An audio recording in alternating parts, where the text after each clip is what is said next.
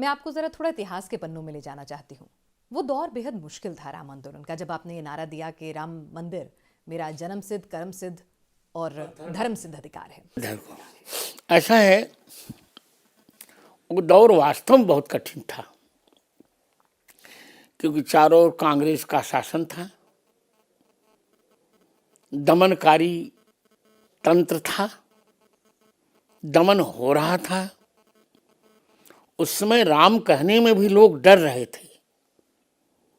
मुझे तो लगता है कि औरंगजेब ने उतना दमन नहीं किया होगा जितना दमन इधर हुआ था। कांग्रेस के शासनकाल में आप कह रहे हैं मुगलों से भी ज्यादा दमनकारी आप कांग्रेस को निश्चित बता रहा हूँ। मुगलों ने कुछ संकोच भी किया होगा, यहाँ तो कोई संकोच नहीं किया गया। मुगलों में औरंगजेब ने हमारे चित्रकूट में एक राम मंदिर भी बनाया, बालाजी का मंदिर, और 13 एकड़ जमीन भी दी। और कांग्रेस शासन में तो सोनिया ने शपथ पत्र में कह दिया कि राम जी अयोध्या में जन्म ही नहीं लिए थे। तो क्या कहा जाए, पर उस दौर को भी हमने देखा और उन चुनौतियों को भी स्वीकारा।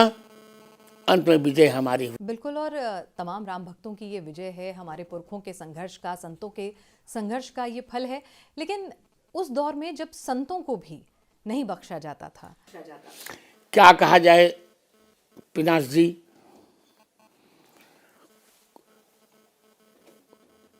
31 अक्टूबर और 2 नवंबर 1990 का दिन भूलता ही नहीं हमको, जब निहत्थे राम भक्तों पर गोली चलाकर सरजू मां को खून से लाल कर दिया गया था।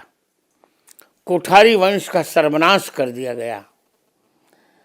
हजारों लोगों ने अपने प्राण गंवाए। कहा जाता है 16 लोग मारे गए थे, और 16 नहीं बल्कि 1600 लोग मारे गए थे।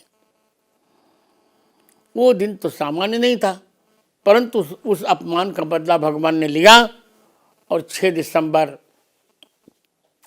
1992 को हम लोगों ने वह कलंकित ढांचा सर्वदा के लिए सरजू मां में ढहा के फेंक दिया, और रामलला जी अपने स्थान पर विराजमान हुए।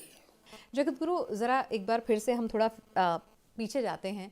जब मेरे ईष्ट के अस्तित्व पर ही कोई सवाल उठा दे, जब कोई उन्हें काल्पनिक बता दे, तो मन पर क्या गुजरा था उस वक्त जब अदालत में राम के अस्तित्व, राम सेतु के अस्तित्व पर सवाल? मैंने स्वयं उनको पत्र लिखा था। जब सोनिया गांधी ने ये कहा कि राम जी तो अयोध्या में पैदा ही नहीं, उनकी शब्दावली है, राम अयोध्या में पैदा ही नहीं हुए, और मनमोहन सिंह ने हस्ताक्षर किया, क्योंकि तो उनके फाइली प्रधानमंत्री थे। तो मैंने कहा कि देखिए, सोनिया गांधी को भारतीय संस्कृति के संबंध में कुछ भी ज्ञान नहीं है। वो तो ये कहती है कि चीनी को खेत में बोया जाता है। पर मनमोहन सिंह जी, आपने ऐसा क्यों कहा? क्योंकि आपके गुरु ग्रंथ साहब में 5600 बार राम नाम का संकीर्तन हुआ है।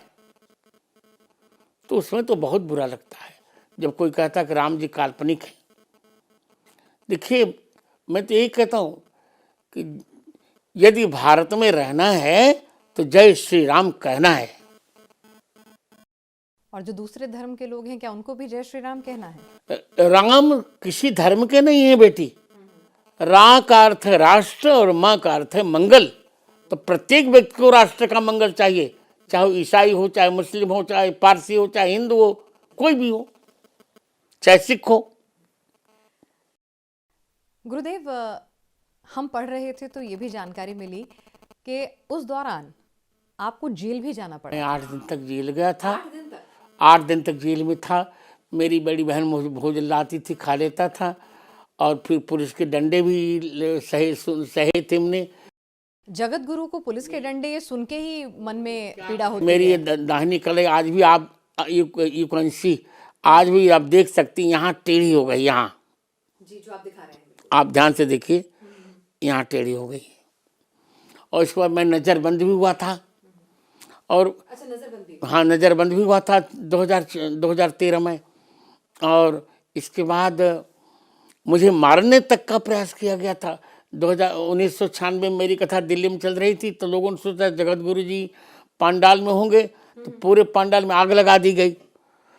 चांदी का सिंहासन जलकर वो तो खाक हो गया, तो कुछ भगवान की कृपा थी कि मैं वहाँ नहीं था, क्योंकि मैं तो कहीं अन्यत्र विश्राम कर रहा था, पांडाल में थोड़े विश्राम करूंगा मैं। प्रश्न किया गया तो उन्होंने कहा ये तो लाइट के कारण ऐसा हो गया। अरे लाइट के कारण कोई पंडाल जल जाता है? नरसिम्हा राव की सरकार थी उसमें 95 में ये सब हुआ। तो सब कुछ तो यात्राएं हम लोगों ने भोग ली राम जी के लिए, पर मैंने समझौता नहीं किया। और लोगों ने समझौते किए, हम कहा नहीं, मैं समझौता नहीं करूँगा। जो राम जी का है वो मेरा है, और जो राम जी का नहीं वो मेरी, उससे मेरे कोई संबंध होंगे ही नहीं, और मैंने कभी स्वीकारा।